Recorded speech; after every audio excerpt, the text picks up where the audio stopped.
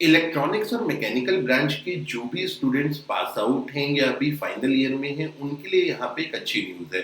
पिछले बहुत समय से इलेक्ट्रॉनिक्स और मैकेनिकल ब्रांच में गवर्नमेंट की वैकेंसीज का एक तरीके से सूखा पड़ा हुआ था।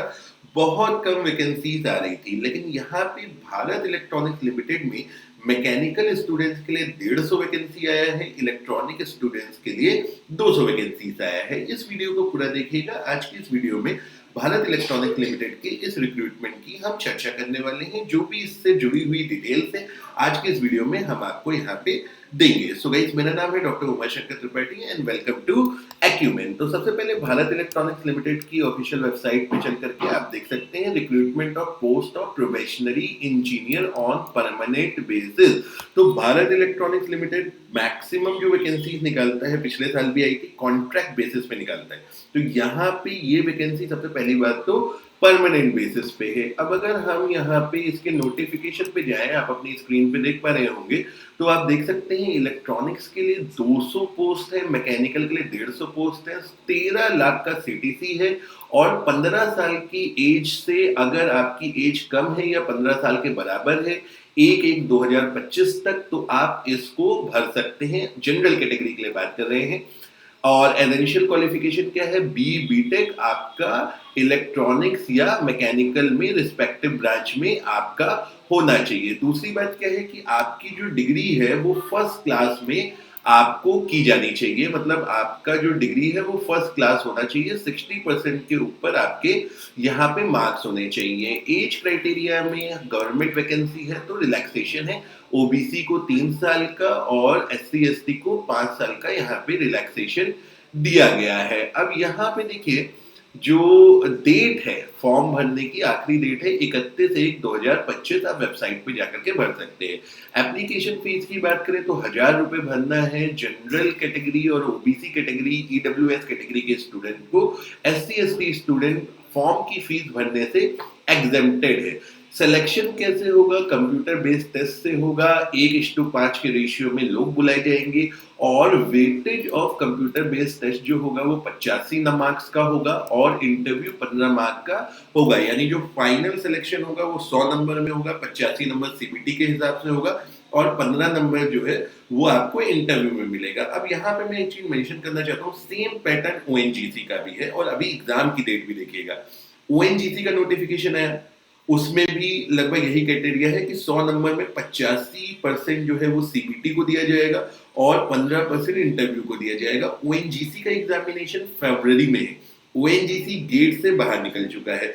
सिमिलरली ये एक और पीएसयू भारत इलेक्ट्रॉनिक्स लिमिटेड जो है उसमें भी अपना खुद का यहाँ पे सीबीटी जो है कराए जाने वाला है। और यहाँ पे अगर आप देखें तो सीबीटी का पैटर्न आपको दिया हुआ है 120 मिनट 200 मतलब 2 घंटे का आपका पेपर होगा। 125 क्वेश्चन आएंगे, 100 टेक्निकल होंगे, 25 आपके जनरल एप्टीट्यूड और रीजनिंग के क्वेश्चन होंगे। मतलब जो एग्जाम का पैटर्न है उसमें जनरल अवेयरनेस वगैरह यहाँ पे नहीं पूछी जा रही है। मतलब अगर आपने गेट की तैयारी की हुई है या किसी इसी लेवल के टेक्निकल एग्जाम की तैयारी करते हैं तो आपके लिए ठीक बैठेगा। एग्जाम टेंटेटिवली मार्च में होगा, ऐसा यहाँ पे बताया गया है। अब यहाँ पे आपको ये बात भी समझनी होगी, जितने लोगों ने अभी तक तैयारी शुरू ही नहीं की थी या किताब उठाया ही नहीं है, उनके लिए बहुत मुश्किल होने वाला है, लेकिन असंभव नहीं है।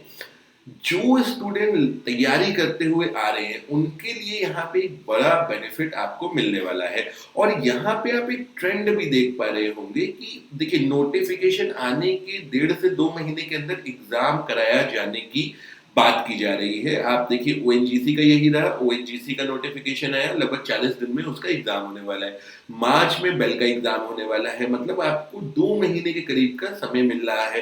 तो 2 महीना डेफिनेटली हमारी समझ से इतना सफिशिएंट नहीं है कि अगर किसी ने कभी तैयारी नहीं की या प्रिपेयर्ड पहले से नहीं है इसके लिए प्रिपेयर कर पाए। लेकिन एक बड़ी अपॉर्चुनिटी आ गई है। जो भी टेक्निकल स्टूडेंट्स हैं, जो भी तैयारी कर रहे हैं, गेट है, गेट के तुरंत बाद ओएनजीसी हो गया, ओएनजीसी के तुरंत बाद आपका भारत इलेक्ट्रॉनिक्स लिमिटेड हो गया। तो पीएसयू में इस बार आपको एक अच्छा मौका है पीएसयू में जाने का। तो इस सिलेबस की यहाँ पे बात करें तो ऑब्जेक्टिव टाइप का पेपर है, डिटेल आप यहाँ पे भर सकते हैं। अब आपको कैसे अप्लाई करना है ये सारी चीजें यहाँ पे आपको मेंशन की गई है। और जब आप ज्वाइन करेंगे तो 2 लाख रुपए का आपको एक बॉन्ड भरना पड़ेगा, लेकिन उससे पहले सिलेक्शन लेना पड़ेगा। और यहाँ पे आपको इम्पोर्टेंट डेट्स बताई गई हैं 10 जनवरी से 31 जनवरी तक, और सारी डिटेल्स यहाँ पे मेंशन है कि फॉर्म भरते वक़्त आप किस तरीके से फॉर्म भरें, कौन-कौन सी जगह पे आपका सेंटर पड़ सकता है ये भी है और दिया हुआ है। और आपको जो है यहाँ पे और क्लैरिटी के लिए दी गई है कि कौन-कौन सी ब्रांचेज़। अब यहाँ पे आप देख सकते हैं कई सारे स्टूडेंट्स को ये कन्फ्यूज़न होता है कि इलेक्ट्रॉनिक्स के साथ-साथ जो एलाइड ब्रांचेज़ है, तो अगर आपकी बीटेक की डिग्री में इनमें से कोई ब्रांचेज़ लिखी हुई हैं तब आप एलिजिबल हैं, अदरवाइज़ आप एलिजिबल नहीं हैं। मैकेनिकल स्टूडेंट्स के लिए बात करें तो अगर आपने ऑटोमोबाइल या ऑटोमोबाइल, रोबोटिक्स, प्रोडक्शन या कोई भी और एलाइड ब्रांच में बीटेक किया हुआ है तो अगेन आप यहाँ पे एलिजिबल नहीं बैठेंगे, आप फॉर्म नहीं भर सकते। तो जिनकी डिग्री प्योरली मैकेनिकल में है और इलेक्ट्रॉनिक एंड कम्युनिकेशन, टेलीकम्युनिकेशन ऐसी जो ब्रांचेस है उसमें है, वो यहाँ पे अप्लाई कर सकते हैं। सो गाइस 2025 साल की शुरुआत में ही 2 पीएसयू ने अपने आप का सीबीटी कंप्यूटर बेस्ड टेस्ट कराने के यहाँ पे अनाउंसमेंट कर दिए हैं। अच्छी number of Bharat electronics limited की वैकेंसीज हैं। बस एक यहाँ पे कंसर्न ये है कि नोटिफिकेशन आने के इतना जल्दी जो एग्जाम्स हो रहा है, इसमें क्या होगा कि काफ़ी सारे स्टूडेंट जो अभी तक प्रिपेयर नहीं कर रहे थे, उनको यहाँ पे मौका एक तरीके से मुश्किल ही मिल पाएगा इस सिलेक्शन का। लेकिन एग्ज़ाम जल्दी होने में कुछ बेनिफिट्स भी हैं, क्योंकि आपको पता है कि कई बार एग्ज़ाम डिले होते कई बार फिर होते ही नहीं है। लेकिन पीएसयूज़ में जनरली ऐसा नहीं होता है, फॉर्च्यूनेटली। सो गाइस आज की वीडियो में इतना ही। आई होप आप लोगों को वीडियो ठीक लगा होगा, इन्फॉर्मेटिव लगा होगा। अगर ठीक लगे तो चैनल को सब्सक्राइब भी कर दीजिए। So with this, thank you very much and have a good day.